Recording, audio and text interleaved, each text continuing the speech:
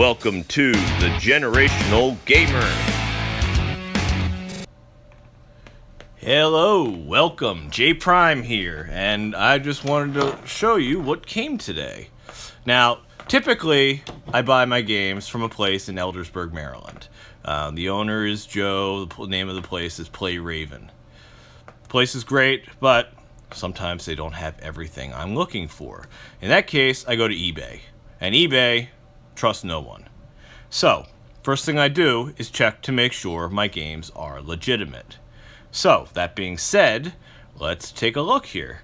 So, the first one we'll do is the Nintendo game. So, Wizards and Warriors, it's not exactly a high dollar game, so I'm not too concerned that it's going to be illegitimate. It's called reproductions, or repros, so sometimes you'll see that. But I'll take it apart anyway. First thing you need, game bit screwdriver. There's two sizes that I've generally seen, and this one somebody has been into. You'll notice there's Phillips head screwdrivers in there. So let's go see what's actually in this one. I'm going to pause it for just a second, and then I'll be right back. Alright, we're back. Let me correct myself. I said Phillips, it's flathead.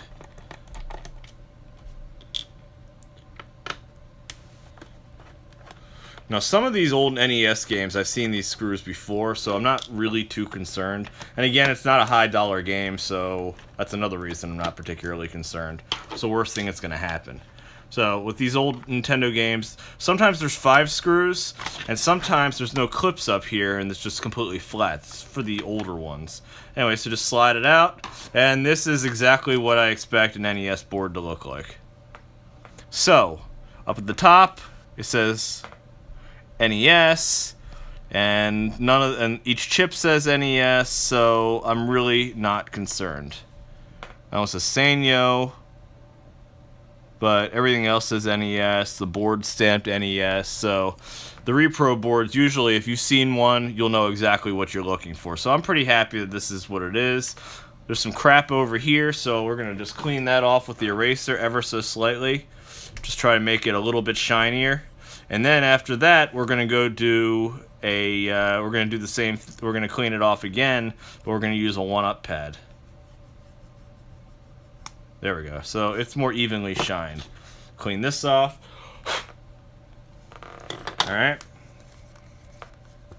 Overall, this game's in really good shape. So let's put this thing back together. They only fit in one way, particularly the boards that don't require any kind of specialties. Like Castlevania 3 apparently has all kinds of different chips on there because it's a higher capacity game or something like that. So let's go put it back together. I'm just making sure I don't have any little pencil eraser shavings in here. And then we'll put our screws back in.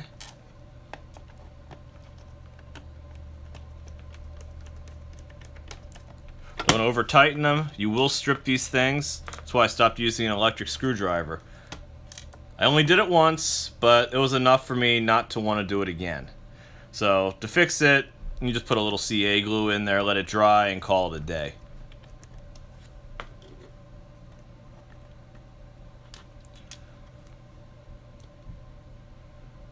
Oh.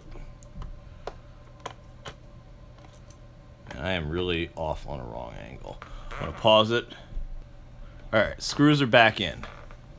So, next thing we're going to do is we are going to use the 1-up card. Now, they come in sets. This is the only one I've actually ever used. Even if it's kind of dirty, it still works really well. So we're just going to keep on using it. The solution is really nothing special. It's actually, if you read it, it just says it's 99% isopropyl alcohol. So it's a lot cheaper to buy it in bulk.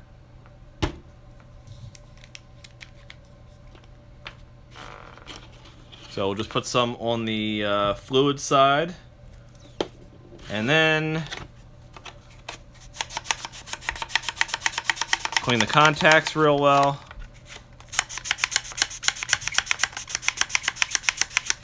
Alright, then flip it around and use the dry side. And I think it might actually be time to change out this 1-up card. Alright, I'll let that dry for a minute. Let's go focus on Super Hang-On. same deal, game bit screwdriver, but they're much bigger. So we'll start doing that. It's actually a little loose.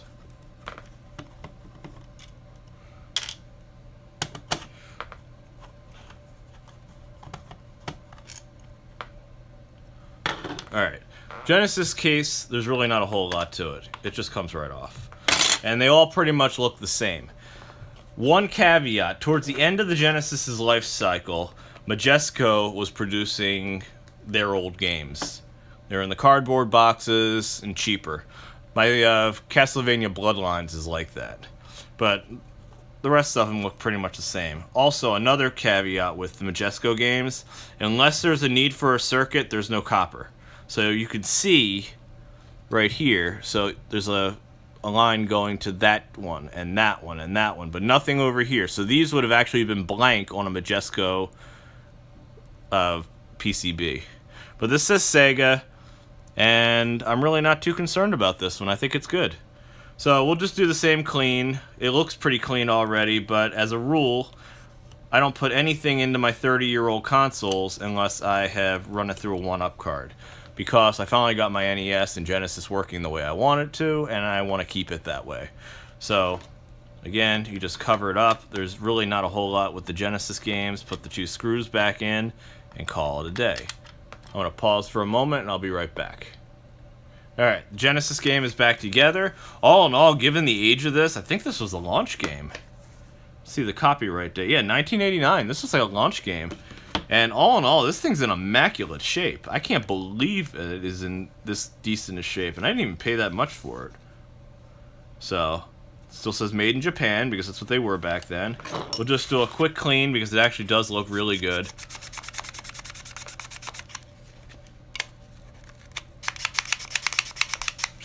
Alright.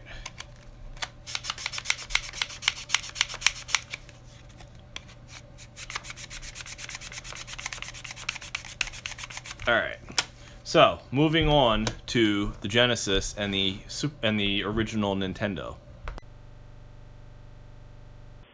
We will start with Wizards and Warriors. Let's make sure it's set to the right AB. It is. And down and on. Look at that. It's beautiful.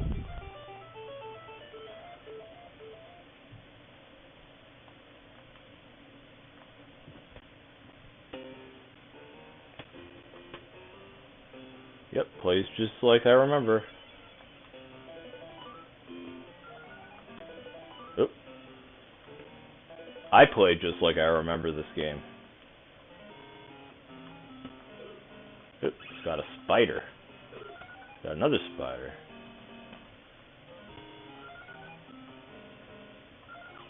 I should read Charlotte's Web. Alright, so we're good with this one. Now, let's switch over to the Genesis.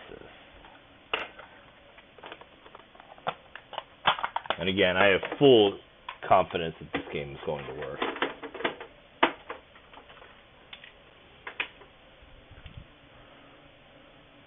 There we go.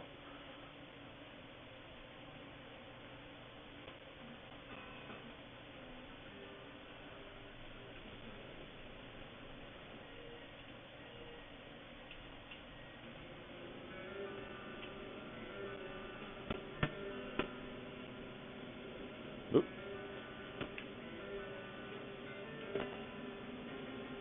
Yep, we're good to go.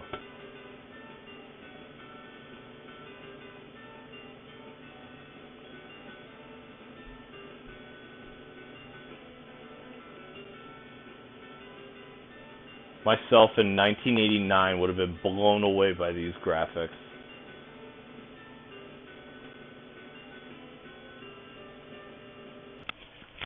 And that's it for today, folks. Like I said, if you guys have any idea how to do this economically and make this whole Genesis, Nintendo, and SNES HD, short of using the Retron 5, which I already tried and I thought was absolutely garbage.